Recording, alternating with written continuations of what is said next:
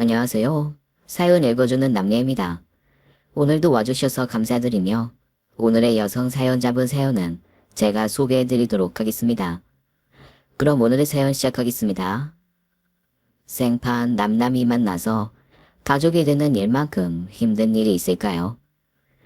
남자와 여자는 서로 사랑이라도 하지만 그 외에 가족으로 엮이는 것은 정말 스트레스가 이만저만한 것이 아닙니다. 특히나 올케와 시누이 관계가 여자들 수다의 단골 주제가 되는 이유가 다 있지요. 어떤 사람은 서로 죽이 잘 맞기도 하던데 저는 너무나 힘이 들었답니다. 정치자 여러분에게 저보다 7살이나 어렸던 새언니와 저와의 질긴 인연을 말씀드릴게요. 저는 위로 2살 터울의 오빠가 있어요. 부모님들이 어렸을 때부터 아들, 딸 구별 없이 키우셨기 때문에 저는 오빠를 따라서 태권도부터 검도까지 다양한 운동을 배웠어요. 오빠와 몸싸움이 가능할 정도로 몸을 움직이고 쓰는 것을 좋아했죠. 체격이나 힘이나 오빠 못지 않았기 때문에 가끔 남자 형제로 오해받을 때도 있었답니다. 제가 어릴 때부터 지금까지도 계속 짧은 커트 머리를 유지하고 있거든요. 치마도 유치원 이후부터는 입어본 적이 거의 없었지요. 소위 말하는 여자답다는 표현하고는 거리가 먼 10대와 20대를 보냈지요. 그래도 나름 짝사랑도 하고 짧은 썸을 타보기도 하면서 대학교 시절을 보냈답니다. 체육교육학과를 나와서 헬스 트레이너로 사회생활을 시작했어요. 그곳에서 만난 동료 트레이너와 연애를 하고 결혼을 약속했습니다. 강소녀, 남자는 남자가 봐야지 정확히 알 수가 있는 거야. 오빠한테 남자친구 소개도 안 하고 바로 약혼한다는 게 말이 되냐?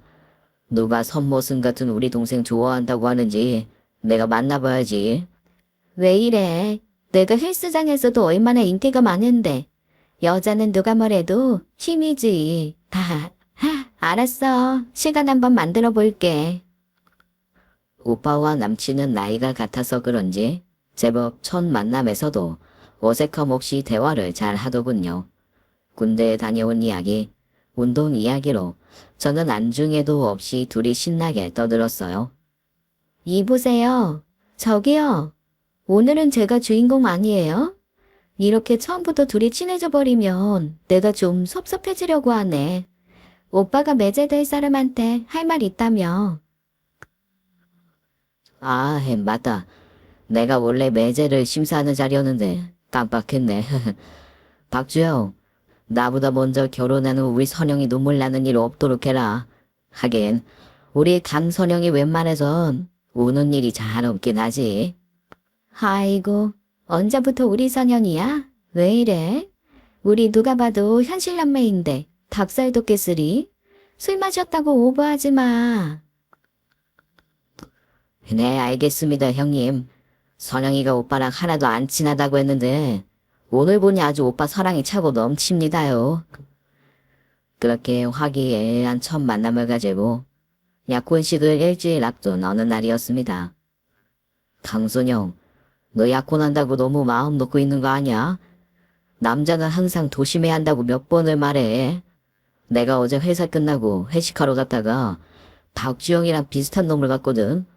긴 머리 여자랑 분위기 잡고 있던데. 그날 회사 임원들이랑 같이 있는 바람에 제대로 확인 못했어. 넋 놓고 있지 말고 알아봐. 어제는 남친의 휴무 날이었는데 친구들을 만나러 간다고 했거든요. 하지만 오빠의 얘기를 듣는 순간 느낌이 이상하더라고요. 여자의 감이라는 게 있잖아요. 헬스장에서 개인 PT를 해드리는 회원님도 이상한 소리를 한 적이 있었거든요. 저기 저 여자 때문에 요즘 여자 탈의실에서 난리가 났어요. 아니 운동을 하러 오면서 머리는 왜 저렇게 풀어헤치고 오는 거야? 그리고 저게 운동복이야? 수영복 입은 것보다 더 야하잖아. 에이, 요즘엔 젊은 여자 회원들은 레깅스에 브라탑만 입고 운동 많이 해요. 아니라니까. 누가 봐도 저건 남자들 홀리려고 헬스장에 오는 거야. 저봐. 운동은 안 하고 내내 남자 회원들이랑 딸딸대고 있잖아. 그러게요. 우리 남자 회원들 눈 돌아가다가 런닝머신 위에서 넘어지겠는데요? 아하하. 그렇게 웃고만 있을 게 아니야. 저 여자 개인 PT를 박 트레이너가 한다고 하던데 간쌤도 조심해요. 저런 여시 같은 여자들은 내 남자 곁에 가까이 두면 언젠가는 사달이 난다고. 한 달 전부터 헬스장에 나타난 새로운 여자 회원 때문에 분위기가 술렁거렸죠. 저는 이번에도 잠시 그러다 말겠거니 했어요. 분기별로 그런 젊은 여성 회원이 등장했다가 스펙 좋은 남자 회원 하나를 물고는 나가는 경우가 흔했거든요. 그런데 남친이 언제부턴가 전화 연락이 바로 되지 않고 문자도 바로바로 답장이 오지 않는 거예요. 제가 늦게 끝나는 날은 항상 기다렸다가 저를 집에까지 태워다 주곤 했는데 그날에는 문자 답이 없는 거예요. 어쩔 수 없이 혼자 집에 가야겠다 생각하고 퇴근 준비를 하고 있었죠. 그런데 친한 회원한테 사진과 문자가 왔습니다. 바로 그 문제의 여자 회원이 남친의 어깨에 다정하게 기대고 있는 모습이었죠. 다른 곳도 아니고 우리가 자주 가던 공원길 벤치였어요. 저는 바로 전력 질주를 해서 현장으로 달려갔죠. 옆에서 둘이 다정하게 손을 잡고 걸어오더군요. 저는 그냥 날아가서 발차기로 남친의 얼굴을 날려버렸습니다. 너는 오늘부로 내 인생에서 아웃이야. 아니. 그냥 손만 잡았을 뿐이야. 진짜야. 내가 너랑 결혼한다는 거 다 알고 있는데 딴짓할 리가 없잖아. 그냥 결혼하기 전에 아쉬워서. 어머머 놀래라. 우리 진짜로 손만 잡았어요. 왜 이렇게 무식하게 사람을 때리기부터 해요. 저는 그 여자 회원의 머리채를 잡아서 남친에게 던져버렸죠. 남친이 알아서 안전하게 받더라고요. 더러운 변명 따위 네 입에서 듣고 싶지 않고 손을 잡든 잠을 자든 이제 니들 마음대로 하라고. 대신 들이다 내 눈앞에 얼씬거리지 말라고. 그 여우 같은 여자 회원은 이번에 몸 좋은 트레이너가 먹잇감이었나 봅니다. 남친은 그 사건 이후로 몇 번을 찾아와 무릎을 꿇고 용서를 빌었으나 상처받은 제 마음은 돌아오지 않았죠. 그때 제 나이가 27살이었어요.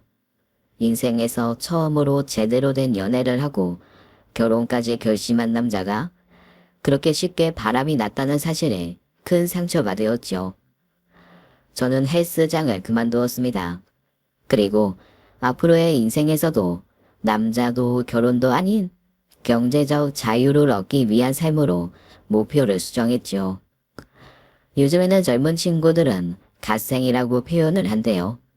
신을 뜻하는 갓과 인생을 합친 말로 특정한 목표를 정하고 이를 성취하기 위해 미친 듯이 열심히 사는 것이죠. 저는 5년 안에 현금 2억을 모으기로 목표를 정했습니다. 마침 먼저 청소 서비스 사업을 시작한 친구가 함께 하자고 제안을 해서 합류했습니다. 몸을 쓰는 일은 자신이 있었어요. 아파트 입주 청소부터 사무실 이전 청소, 개인집 정리까지. 몸은 고되었지만 평균 수입은 헬스 트레이너보다 많았죠. 하지만 일이 불규칙적으로 들어오다 보니 스케줄이 없는 날은 물류센터 1일 단기 알바를 뛰었습니다. 그리고 밤에는 선배 헬스장 마감 청소 알바도 했죠. 하루에 대여섯 시간만 자면서 커피 한 잔 값도 아껴가며 돈을 모았어요. 집에서는 잠깐 잠만 자고 나와서 부모님 얼굴도 오빠 얼굴 보기도 힘들었답니다. 야, 강선영, 좀 살살 살아라. 그렇게 미친 듯이 일하며 돈을 모아서 뭐 할 건데. 너 벌써 33살이다. 이제 슬슬 연애도 다시 하고 결혼할 생각도 해야지. 언제까지 엄마 아빠 옆에서 살 수 없잖아. 연애랑 결혼은 내 인생에서 지워버렸다니까. 이제 거의 목표 금액에 가까워지고 있으니까 그거 다 채우면 집에서 독립해야지. 자식 2명이 동시에 빠져나가면 우리가 너무 외롭겠는걸. 나는 그렇다 치고 오빠는 왜 갑자기 독립하려고? 에이그, 이 오빠가 드디어 장가 간다. 네가 하도 바빠서 얘기할 틈이 없었어. 헐, 어떤 눈먼 여자가 오빠랑 결혼할 결심을 다 했다냐? 아하하, 여자는 여자가 봐야 아는데 또 여우 같은 것한테 홀라당 넘어간 거 아니야? 원래 여우하고는 살아도 검하고는 못 산다는 옛 어르신들 말씀 모르냐? 나이 차이가 나도 너무 많이 나서 나도 좀 걱정이다. 거기에다 외동딸이면 집에서 얼마나 오냐오냐 컸댔어. 아니 선영이보다도 한참 어리지 않겠니? 뭐 오빠랑 2살 차이니까 나보다는 어릴 거야 예상하고 있었다만 몇 살이나 어린데. 나랑 9살 차이니까 너보다는 7살 어리겠네. 아직 세상 물정 잘 모르는 귀여운 아이니까 선영이 네가 잘 좀 봐줘라. 헐, 나보다 7살이나 어린 새언니라고? 미치겠네. 아 몰라. 어차피 결혼하면 뭐 얼마나 보겠어? 다들 알아서 각자 인생 잘 살자고요. 하지만 막상 대면한 올케는 그 철없음의 정도가 지나치더군요. 새언니가 아니라 집안에 막내딸 한 명이 들어온 것 같았어요. 그런데도 환장할 노릇인 게 또 부모님들은 그런 올케가 귀엽다고 정말 막내딸 대하듯 한다는 것이죠. 아예 호칭도 며느리가 아니라 아영이라는 이름으로 부르는 거예요. 철만 없으면 저도 봐줄만 했는데 제가 딱 싫어하는 전형적인 여우 같은 여자였다는 게 함정이죠. 싸가지 없는 건 기본 사양이었고요. 어머머, 나는 오빠가 농담으로 하는 말인 줄 알았는데 정말 길에서 보면 남잔 줄 알겠네. 외모가 이래서 아직도 결혼을 못하고 있나 보다. 얘는 오다가 어디서 쌈 싸먹고 왔나? 우리 오늘 처음 보는 건데 말을 너무 함부로 하는 거 아닌가? 얘는 손아래 시누이가 먼저 지켜야 하는 거 아닌가? 내가 나이는 어려도 오빠 와이프면 새언니라고 불러야지, 요. 아직 결혼식장 들어가기 전이다. 결혼식장 들어가기 전에는 네가 우리 가족이 되리라는 보장 없다. 어머나, 무서워라. 오빠, 나 정말 시누이 무서워서 결혼 못할 것 같아. 아, 참. 처음 보자마자 이렇게 말싸움 할 거야? 선영아, 이 친구가 어려도 너무 어려. 그러니까 막내 여동생 하나 더 생겼다고 생각하고 좀 봐주라. 내가 지금껏 없는 여동생을 왜 챙겨야 하는데? 나는 저런 여자를 올케 언니로 맞을 생각 없으니까 알아서 해. 결혼 전 올케가 집에 인사를 하러 오자마자 올케와 저는 한바탕 말싸움을 했어요. 정말 생각 같아서는 결혼식장도 가기 싫더군요. 오빠는 뭐가 좋은지 내내 허허실실 입이 귀에 걸렸더라고요. 결혼식은 얼마나 화려하게 준비를 했는지 웨딩홀 앞에 복도를 무슨 갤러리처럼 웨딩 촬영 사진으로 채웠더군요. 촬영 사진을 보니 드레스만 5벌은 바꿔 입었더라고요.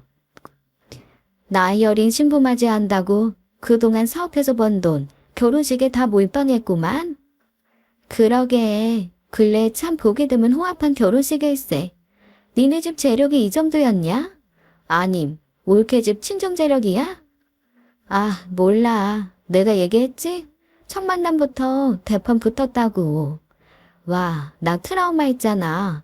전 남친이 바람난 여우 같은 년, 딱 그런 과인 거야. 사람들 앞에서 약한 척 여우짓 하다가는 불이 있을 때 딱 돌변하는 그런 스타일. 내가 세상에서 가장 싫어하는 스타일의 여자가 하필 올케로 들어오냐고. 아, 오늘 이후로 마주치지 않았으면 좋겠다. 뚜러들 A상 신부 대기실은 찾아가서 인사를 했죠. 어머, 아가씨. 결국 제가 식장 바로 앞까지 왔네요. 아하하. 이제부터는 새언니라고 불러야 하는데 연습 한번 해보실래요? 부들부들 떨고 있는 제 손을 친구가 꽉 잡아주더군요. 이를 악물고 억지 미소를 지었죠. 결혼식 시작하려면 30분 남았으니까 기다려요. 그런데 너무 하셨다. 그래도 명색이 오빠 결혼식인데 옷이 그것밖에 없어요? 누가 보면 형 결혼식인 줄 알겠어요. 아니, 원피스까진 바라지도 않았지만 치마도 없어요? 차라리 어머님 따라가서 한복이라도 맞추지 그랬어요. 그래, 한번 해보자는 거구나. 식장 들어가기 전에 누가 이기나 기싸움을 먼저 걸어오네요. 그러게. 한복이라도 해주면서 그런 소리를 해야지. 그나저나 결혼식장에서 새언니 친구들이 엄청 칭찬하던데요.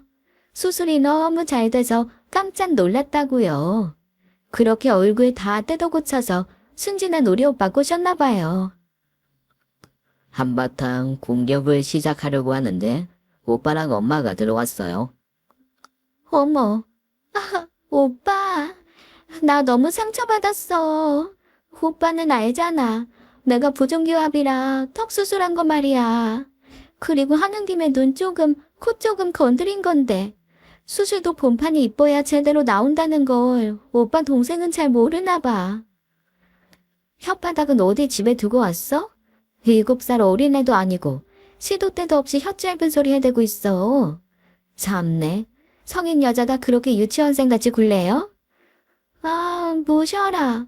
어머님, 저 신우이 너무 무서워서 결혼식장에 들어가기 싫어질 것 같아요. 아니, 오늘은 양가 부모님들도 다 계신데 왜들 이렇게 무섭게 이러시나? 아이, 선영아, 내가 전에도 부탁했잖아. 오늘 오빠 결혼식이다. 네가 좀 봐주라. 정말 결혼식장에 들어가는 오빠를 뜯어 말리고 싶었어요. 하지만 기어이 올케와 오빠는 사람들의 환호와 축하를 받으며 무사히 결혼식을 치루었답니다. 그리고 신혼여행에서 돌아오는 날 신혼집 정리가 되지 않아서 본가로 먼저 왔어요. 그런데 집에 들어오는 꼴을 보아하니 오빠는 트렁크 2개와 보조 가방까지 낑낑대며 오는데 올케는 핸드백 하나 들고 콧노래를 부르며 들어오는 거예요. 와, 다시 뚜껑이 열리는 거죠. 올케는 나한테 인사도 없이 쌩하니 지나치더니 바로 아빠에게 달려가는 겁니다. 아, 아버님, 어머님. 덕분에 저희 여행 너무 잘하고 왔어요. 근데 시차도 안 맞고 비행기만 15시간 타고 왔더니 너무 힘들어요. 아직 신혼집 정리 안 돼 있는데. 아가씨가 청소 서비스 사업한다면서요? 어머님이 아가씨 시켜서 정리 좀 해달라고 안 돼요?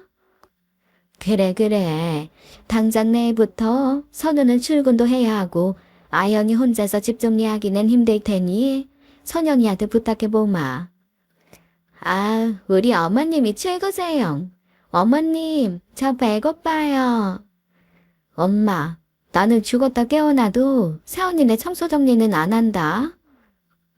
결국 엄마는 같이 일하는 친구에게 정식으로 일을 의뢰해서 돈을 받고 청소 정리를 해줬답니다.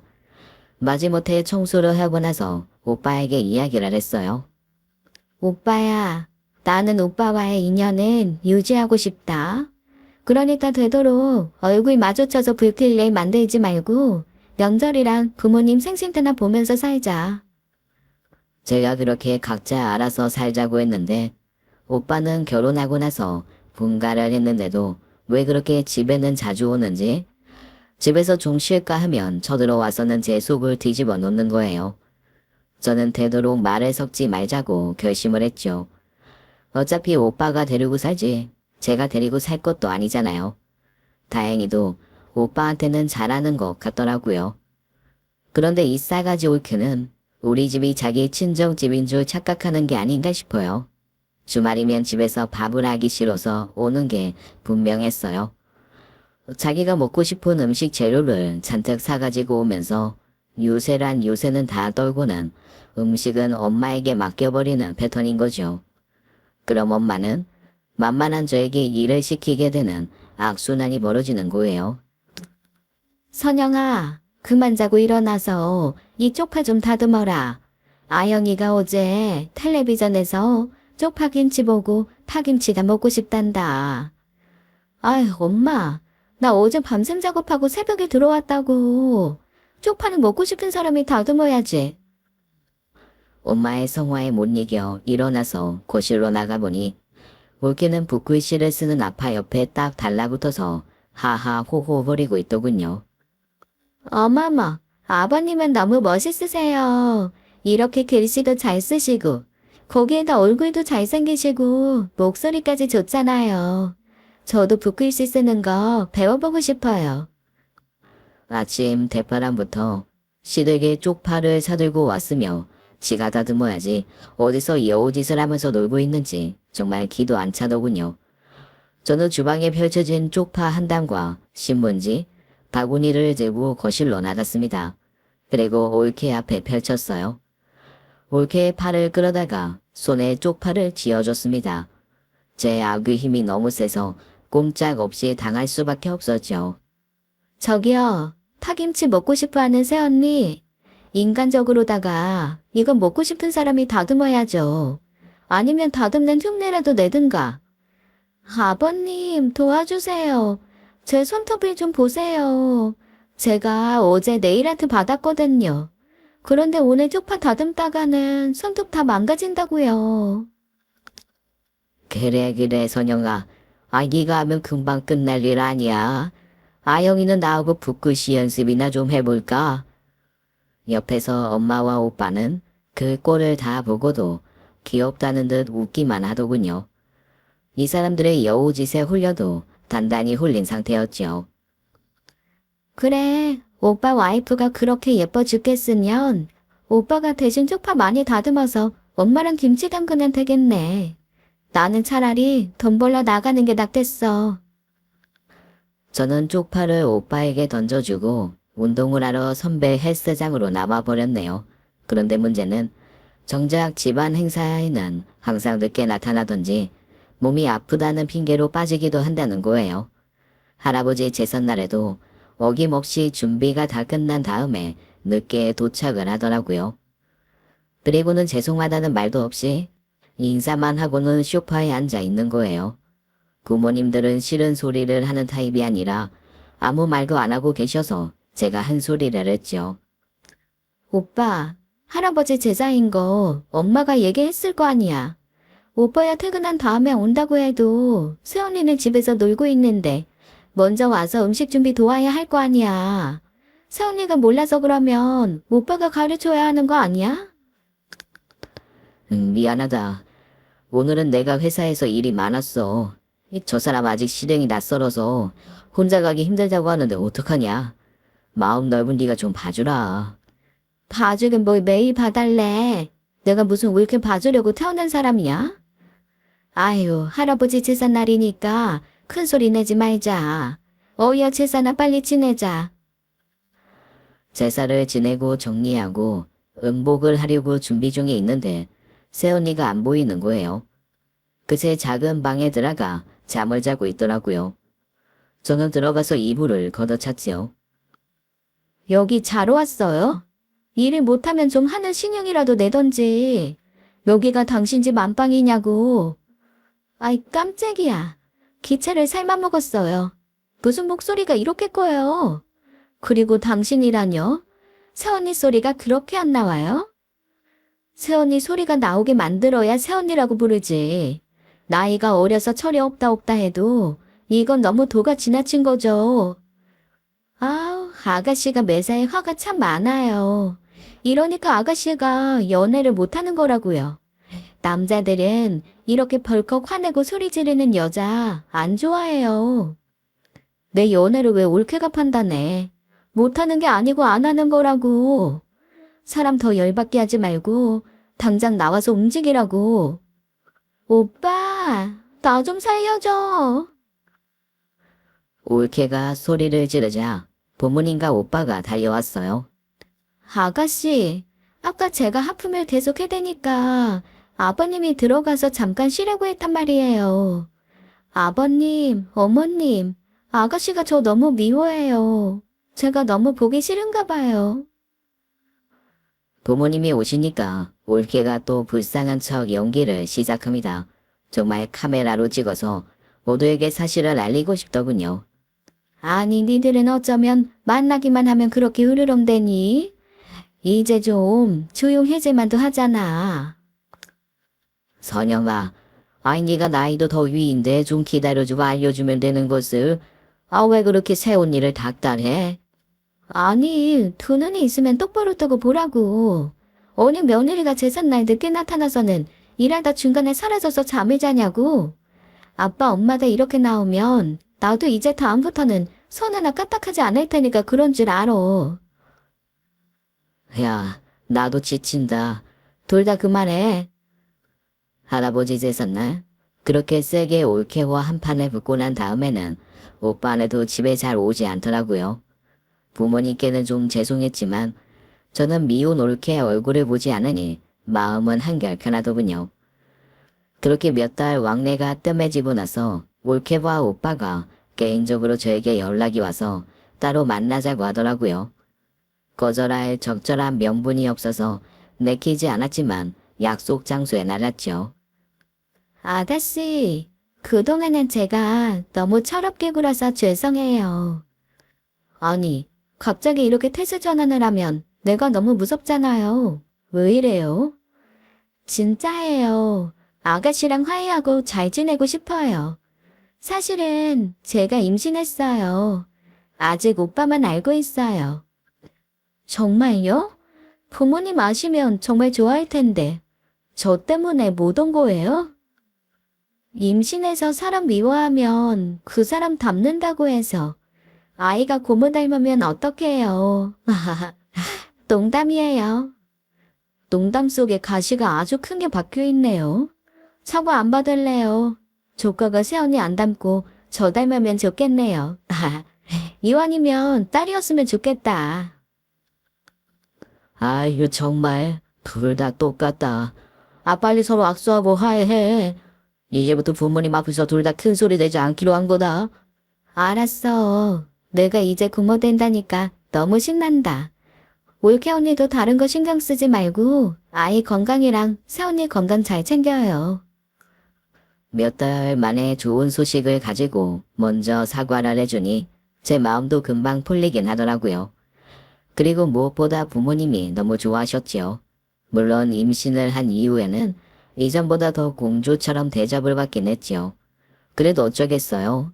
조카를 임신한 귀한 몸이신데요. 그리고 오빠를 쏙 빼닮은 남자 조카가 태어났죠. 농담처럼 한 말이었지만 저를 더 많이 닮은 조카였어요. 그래서 그런지 저는 조카가 너무 예쁘더라고요. 올케가 아이를 낳고도 여전히 철없는 말과 행동을 해도 조카를 생각해서 많이 참았죠. 그런데 어느 날 올케한테 다급하게 전화가 왔어요. 아가씨, 혹시 현금 20만 원만 빌려줄 수 있어요? 네. 아니, 20만 원이 없어서 나한테 연락한 거예요. 네. 오빠 사업이 요즘 너무 힘들어요. 이번 달은 생활비도 못 받을 것 같아요. 아니, 그 정도로 오빠가 힘든 거예요? 그럼 부모님한테 말을 좀 하지. 아가씨, 이 얘기 절대로 어머님이나 아버님이 아시면 안 돼요. 오빠 성격 알잖아요. 오빠가 이런 얘기하면 제 얼굴 안 본다고 했어요. 말하면 안 돼요. 우리 정원이 예방주사도 맞춰야 되고 태가 안 좋은지 계속 기침을 달고 살아서 정밀검사도 받아야 하는데 돈이 없어요. 기침이 멈추지 않으면 진즉에 검사를 해야지. 돈 없다고 병원에도 못 가면 어떡해요. 저는 조카가 아프다는 소리에 너무 속상하더라고요. 하지만 저도 오빠의 성격을 알기에 올케가 안쓰럽기까지 했지요. 당장에 현금 50만 원을 입금해줬어요. 생활비도 빠듯하다고 하니 20만 원으로 얼마나 버티겠나 싶었죠. 그리고 2주 정도가 지났을까요? 언니가 이번에는 집 앞에 찾아와서 들어오지도 않고 불러내더군요. 아니, 집 앞까지 왔는데 왜 안 들어와요? 정원이 기침은 어때요? 검사는 해봤어요? 정원이는 어디 있어요? 아, 오빠가 출장 중이어서 친정에 있다가 온 거예요. 정원이는 친정 부모님이 봐주고 계세요. 아가씨, 죄송하지만 현금 100만 원만 더 빌려주시면 안 돼요? 현금으로 있으면 저한테 바로 주시면 좋겠는데. 네? 현금 100만 원이요? 그렇게 큰 돈이 제가 가지고 있을 리가 없죠. 카드 서비스라도 받아서 주면 안 돼요? 제가 너무 급해서. 정원이가 또 아파요? 급한 일이 뭔데요? 아니, 정원이는 이제 괜찮은데요. 정원이 유모차가 마음에 드는 게 당근에 나왔지 뭐예요. 그게 연예인들이 오픈런해도 못 산다는 명품 유모차예요. 그렇다고 이렇게 밤중에 찾아와요? 전화를 하던지 하지. 지금은 저도 현금이 없고 내 친구한테 빌려서 줄게요. 사실은 돈이 없다고 하려고 했죠. 병원비라면 모를까. 오빠 사업도 어렵다는데 아무리 중고로 나온 명품 유모차라고 해도 100만 원씩이나 내면서 구입할 필요가 있을까 싶었어요. 평소에도 좀 사치스럽게 살고 있는 건 알았지만 이건 좀 과하다고 생각했어요. 그렇다고 제가 또 잔소리를 하게 되면 싸움으로 번질 것 같아서 말았죠. 저도 현금이 없던 차라 진짜로 친구에게 빌려서 이체를 해주었어요. 그리고 가족 모임이 있던 날이었어요. 요즘엔 애기들 옷부터 의자, 놀이용품도 명품이 얼마나 많은데요. 백화점 문화센터에 유아 오감자가 과정이 있어서 갔더니 애들 신발이 다 명품인 거예요. 아, 정말 정원이만 동네 시장표 신고 가서 얼마나 창피했게요. 애들이 신발 신으면 얼마나 신는다고 명품 타령을 해요? 부모들이 더 문제 아니에요? 아참, 지난번에 유모차는 어떻게 됐어요? 올케는 유모차 이야기가 나오자 당황해서는 화제를 돌리더라고요. 저는 순간 이상한 느낌이 들었어요. 하긴 집에 왔을 때 보니 유모차는 그냥 평범해 보이더라고요. 당근에서 물건이 금방 나갔나 보다 했지요. 그런데 얼마 지나지 않아 올케에게 또 연락이 왔어요. 제가 가족 모임에서 500만 원 적금 만기가 되었다고 이야기를 했었거든요. 제가 부모님 결혼 기념일, 기념여행을 보내드릴까 어쩔까 이야기가 오갔었어요. 그런데 올케가 이번에는 300만 원을 빌려달라고 하는 거예요. 예전에 코를 눕힐 때 넣은 조형물이 녹아서 재수술을 해야 하는데 도저히 오빠한테 말을 할 수가 없다면서요. 하긴 오빠가 힘들 때 그런 이야기를 할 수는 없겠다 싶었네요. 아가씨, 너무 고마워요. 그런데 이 수술 이야기는 아가씨만 알고 있어요. 당일 수술하고 태어날 거라 오빠가 출장 간 사이에 친정에 정원이 맡기고 할 거예요. 혼자 갈 거면 내가 함께 가겠다고 했더니 올케는 극구 사양을 하더군요. 친한 친구가 같이 가기로 했다면서요. 50만 원을 더해서 보내주었습니다. 그런데 한 달 후에 다시 만난 올케는 코가 오히려 더 오뚝하게 서 있는 거예요. 코가 더 높아졌는데요? 위험한 상황은 아니었어요? 네, 아가씨 덕분에 천만 다행이지 뭐예요. 재수술하는 김에 아예 조금 더 높였어요. 저는 올케가 참 힘든 상황에도 해맑다 싶었지만 정도가 지나치다는 느낌을 받았어요. 오빠를 오래간만에 만난 김에 슬쩍 사업이 그렇게 힘든 상황이냐고 떠보았어요. 선영아, 네가 그걸 어떻게 알았어? 설마 정훈이 엄마가 투덜대든? 아니, 그냥 오빠 표정이 하도 어둡고 안 좋아서 사업이 안 풀리나 해서 물어본 거지. 아, 요즘 다들 경기가 안 좋아서 난리 아니냐. 이번 계약건이 마지막에 성사가 안 돼서 타격이 좀 있네. 그렇게 힘들면 내가 좀 도와줄까? 내가 현금 모아놓은 게 좀 되잖아. 급한 불 끄고 나중에 갚아. 야, 강선영. 내가 네 피 같은 돈까지 쓸 정도면 사업 접어야지. 이번 위기만 넘기면 괜찮아질 거야. 세연이 말대로 오빠는 상황이 많이 어려워 보였어요. 제가 세연이에 대해 괜한 오해를 했나 싶었죠. 하지만 세연이는 다시 연락이 와서 이번에는 더 큰 액수를 빌려달라고 하더라고요. 아가씨, 제가 외동딸인 거 알죠? 이번에 저희 아빠가 칠순이에요. 그런데 자식은 저 혼자인데 칠순잔치를 어떻게 해드릴 수가 없네요. 이번에도 아가씨가 좀 도와주시면 안 돼요? 참, 매번 도저히 거절할 수 없는 이유를 대니 저도 방법이 없더라고요. 그런데 무슨 일이든 꼬리가 길면 잡히는 법이죠.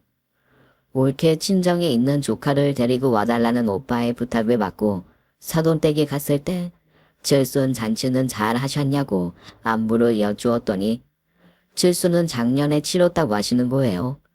아, 그러시구나. 제가 착각을 했나 봐요. 그런데 새언니는 어디 갔나요? 친구들이랑 여행 갔다가 오늘 돌아온다고 했는데 비행기 시간이 연착이 됐나 봐요. 간서번도 오늘 야근이라 사돈 아가씨에게 부탁을 한 모양이네요. 저는 조카를 데리고 오빠네 집에 가서 올케를 기다렸어요. 그리고 집안을 살펴보았죠. 막상 조카 장난감이며 옷은 다 평범한 브랜드더라고요. 그런데 신발장을 보니 명품 구두가 몇 켤레나 있더군요.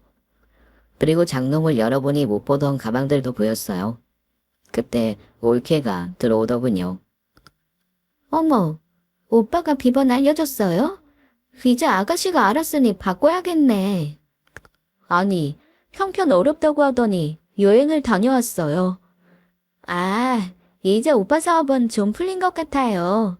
그리고 이번 여행은 친구들이랑 3년 전부터 여행계 들어놓은 거라 안 가면 저만 손해인 거였어요. 새언니, 솔직하게 말해요. 지금까지 나한테 빌린 돈 다 어디에 썼어요? 아, 이미 다 빌려준 돈 어디 썼는지 알아서 뭐 하게요. 다 쓸 데가 있으니까 쓴 거지.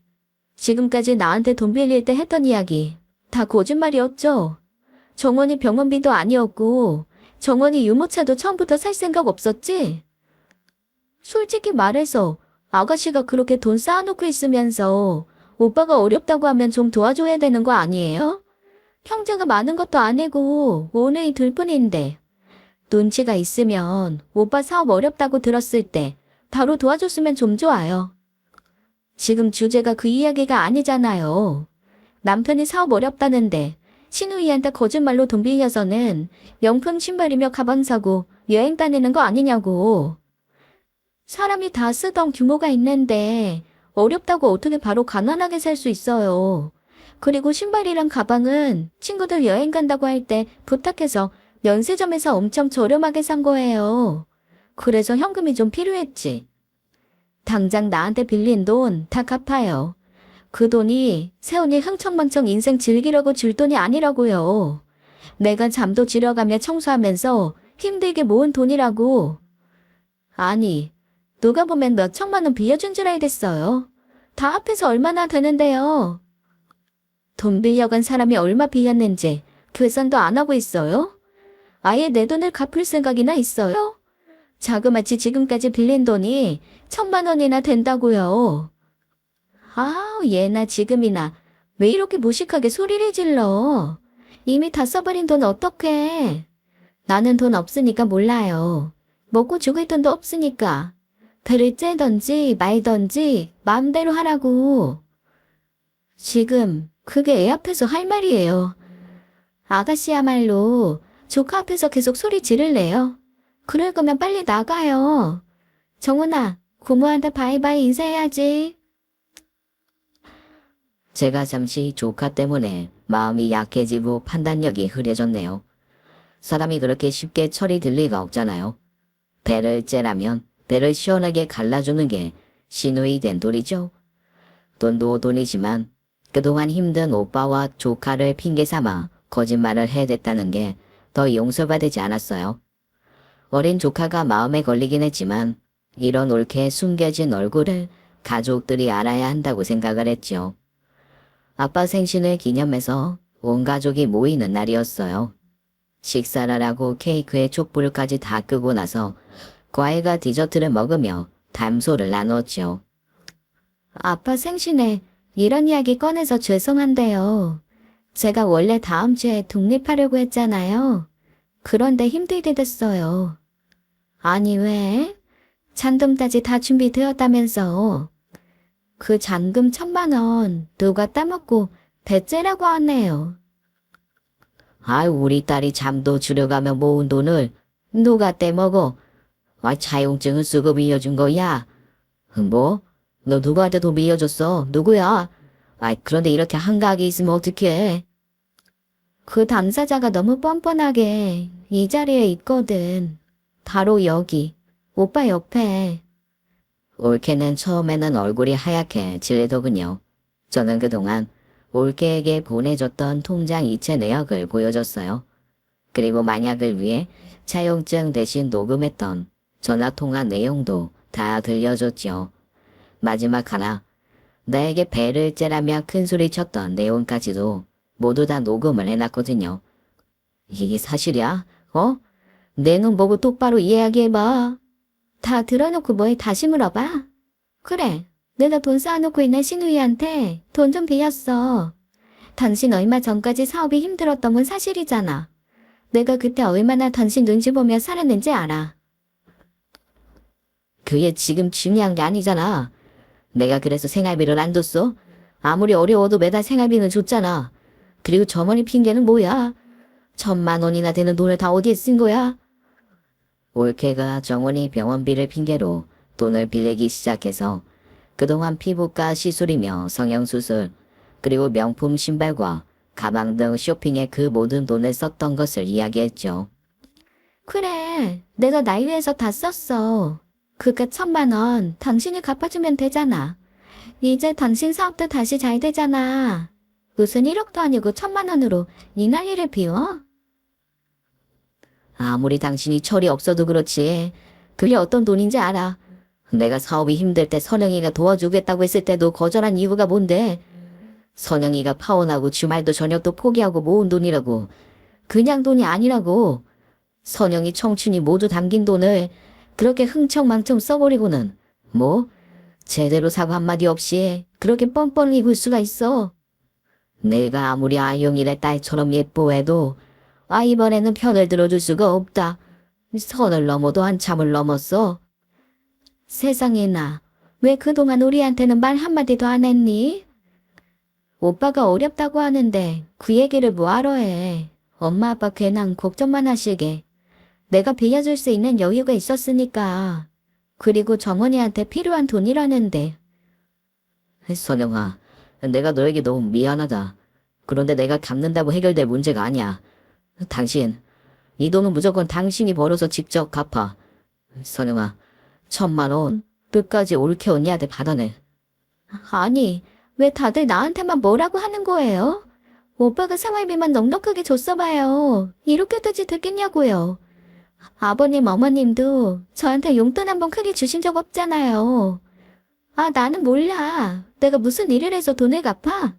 그리고 정원이는 그럼 누가 튀우라고?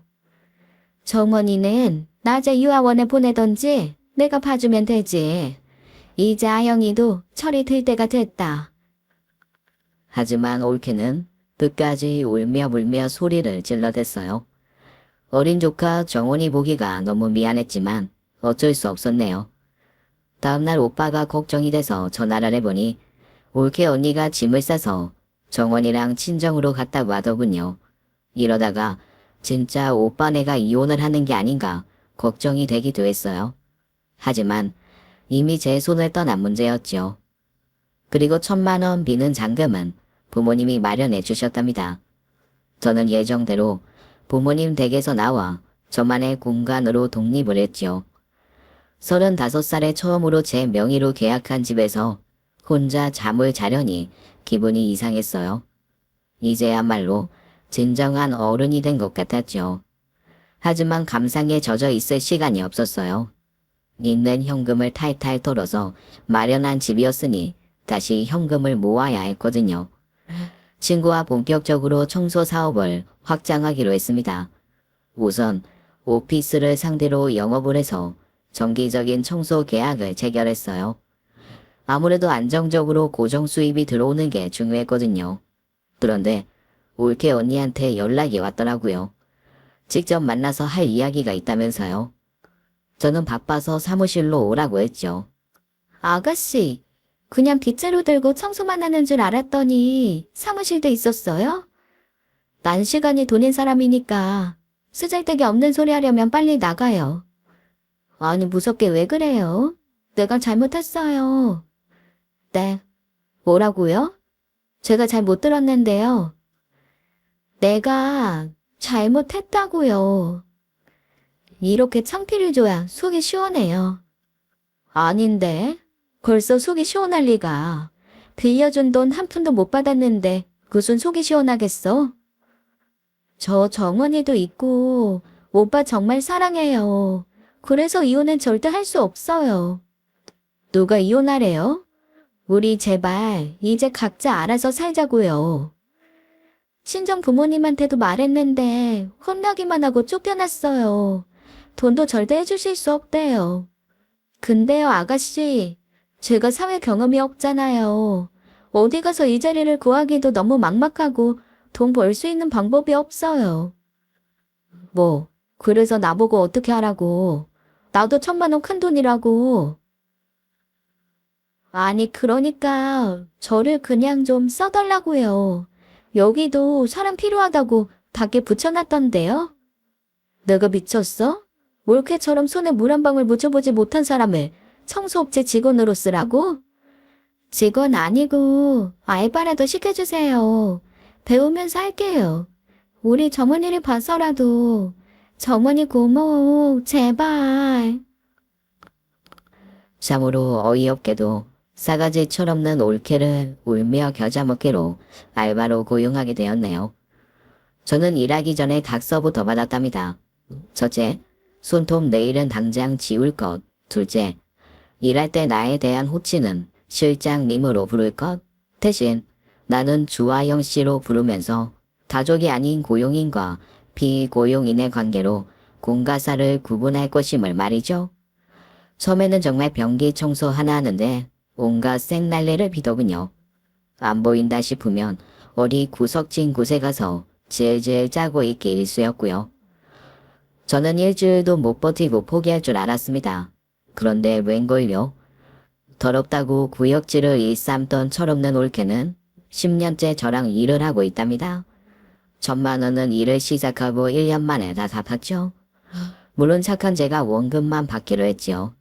올케는 돈을 다 갚고 난 뒤에도 자기 손으로 돈을 버는 재미, 몸을 움직여서 돈을 버는 재미에 빠져 벗어나지를 못했던 거죠. 지금은 어엿한 실장이 되었죠. 그동안 저와 친구는 우리만의 독보적인 청소 서비스 브랜드를 만들어 지방의 지점까지 운영하게 되었습니다. 우리 간 대표님은 말이야. 헤어스타일만 좀 바꿔도 인상이 확 달라질 텐데 말이야.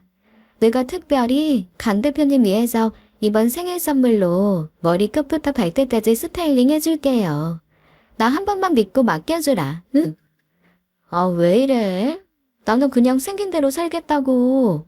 사람이 외모가 아니라 마음을 볼 줄을 알아야지. 나까지 물들게 하지 말라고. 난 이대로도 충분하다고.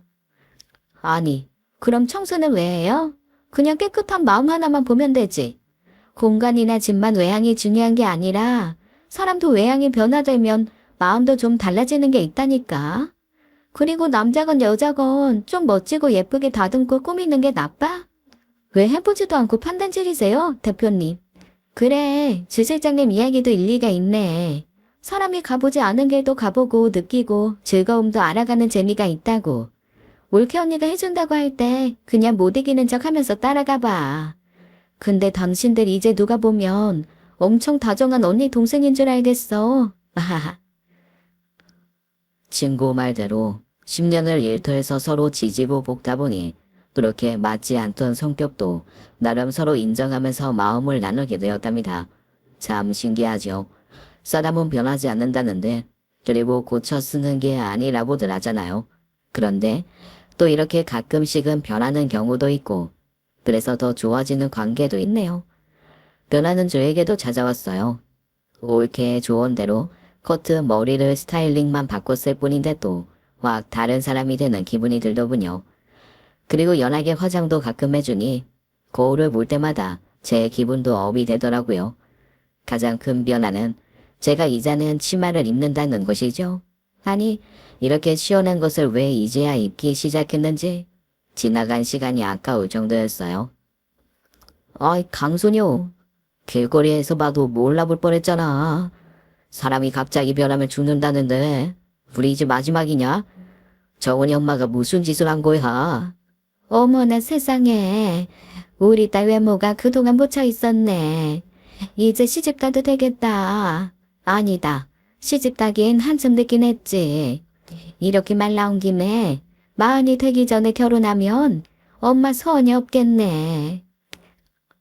엄마의 바람대로 저는 6년 전 39살에 결혼을 하게 되었어요. 제 외모가 달라져서 남자가 생긴 것은 아니고요. 인생의 목표가 돈이 아닌 관계로 바뀌었다고 할까요?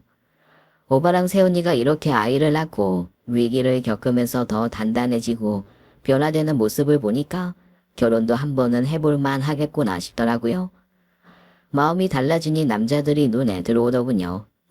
아가씨, 남자는 남자가 봐서 아는 게 아니에요.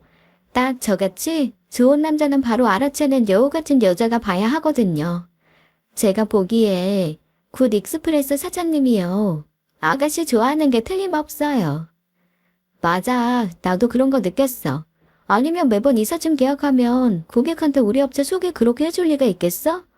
이번 분기엔 박 사장 때문에 매출이 얼마나 올랐는지 몰라. 소문이 자자해. 박 사장네 입주 청소는 우리가 다 한다고. 강선영 대표님, 박 사장님 같은 남자는 누가 낚아채기 전에 바로 잡아야 합니다.